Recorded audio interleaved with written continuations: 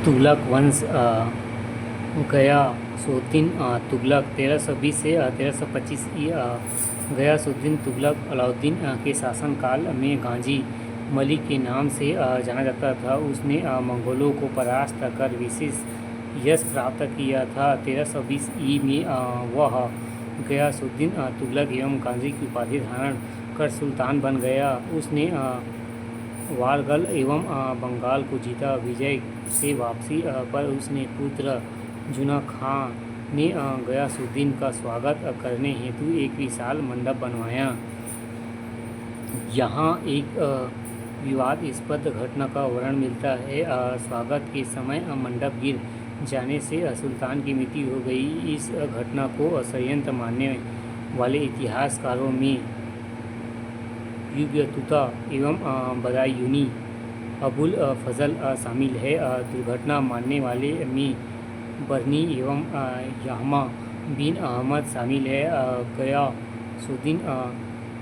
गयासुद्दीन ने यहाँ कई जनहितकारी कार्य किए। उसका सर्वाधिक संपूर्ण कार्य उसके द्वारा कुरान के आधार पर राजनीति के नियमों द्वारा कानूनों को संहिताबद्ध किया जाना था।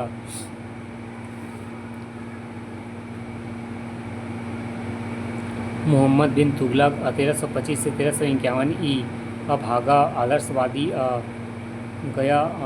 गयासुद्दीन तुगलक ने अपने पुत्र जुना खां को उलुग खां की उपाधि देकर अपने जीवन काल में ही उसे अपना उत्तराधिकारी घोषित कर दिया। अंततः 1325 में उसकी मृत्यु के बाद जुना खां मोहम्मद बिन तुगलक के नाम से सुल्तान बन पिता की मृत्यु के शोक स्वरूप एवं 40 दिनों के बाद गद्दी पर बैठा। मोहम्मद बिन तुगलक सुल्तनत काल का सर्वाधिक विवादास्पद सुल्तान रहा। मोहम्मद तुगलक उच्च कोटि का सेनापति एवं विद्वान एवं न्यायप्रिय शासक था। उसने विभिन्न अभिनय प्रयोग किए, किंतु व्यवहारिकता एवं क्रियान्वयन के दोषों के कारण उसके समस्त प्रयोग असफल सिद्ध हुए। उसके प्रयोगों का विवरण निम्न है। दोआब में कर वृद्धि 1326 से 27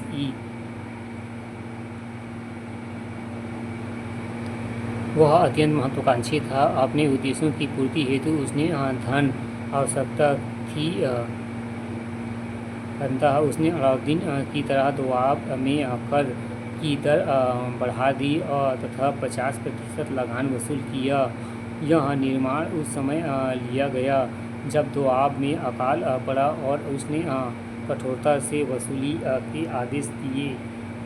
जब उसे स्थिति का ज्ञान हुआ तो उसने कर वसूली के आदेश वापस लिए एवं तथा किसानों की आर्थिक सहायता का प्रभाव प्रयास किया, किंतु तब तक बहुत देर हो चुका था। राजधानी परिवर्तन 1327 सुल्तान ने दिल्ली के स्थान पर दक्षिण भारत में स्थित देवगिरी अथवा दौलताबाद को राजधानी बनाने का निर्णय लिया। दौलताबाद को राजधानी बनाने के निम्न कारण थे। पहला, साम्राज्य के केंद्र में स्थित होना एवं बरनी। दूसरा, मंगोल आक्रमणों से सुरक्षा एवं गार्डन ग्राउंड।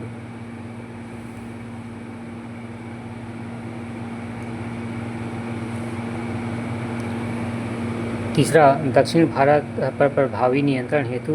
चौथा, मुस्लिम संस्कृति के विकास हेतु हबीबुल्लाह। उसने दिल्ली के सभी निवासियों को दौलताबाद जाने की आज्ञा दी एवं 700 मील लंबी यात्रा अत्यंत कष्टदायक थी तथा इसमें अनेक नागरिक मारे गए। लेनपुल दौलताबाद एक गुमराह शक्ति का स्मारक था। तीसरा, सांकेतिक मुद्रा का चलन 1330 से 1331 मोहम्मद बिन तुगलक की महत्वाकांक्षी योजनाओं की पूर्ति की आवश्यकता धन की आवश्यकता थी। उसने सोने व चांदी के सिक्कों के स्थान पर तांबे सांकेतिक सिक्कों के प्रचलन का आदेश दिया। इसका कारण था चांदी की विश्वव्यापी कमी, दोआब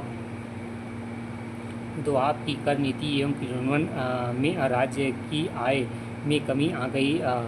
उसे नए प्रयोग करने का शौक था तथा चीन एवं फारस के शासकों के सकल प्रयोग उसके सामने थे एवं मंगोल शासक कुबलई खान एवं पूर्ण में इसका सफल प्रयोग कर चुका था, किंतु सिखों की ढलाई पर राज्य का एकाधिकार न होने के कारण घर घर में सिखों की ढलाई आरंभ हो गई, जिससे यह योजना भी असफल हो गई। विभिन्न योजनाओं की असफलता से राज्य की अराजकता फैल गई और कई स्थानों में विद्रोह और साम्राज्य का विघटन आरंभ हो गया।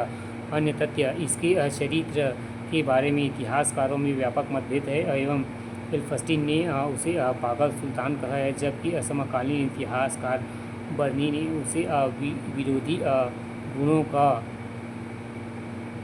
सम्मिश्रण बताया है। मोहम्मद तुगलक ने खुर्सान नगरकोट तथा कराजिल पर आक्रमण किया, किंतु उसमें भी असफलता प्राप्त न हुई। उसने काल में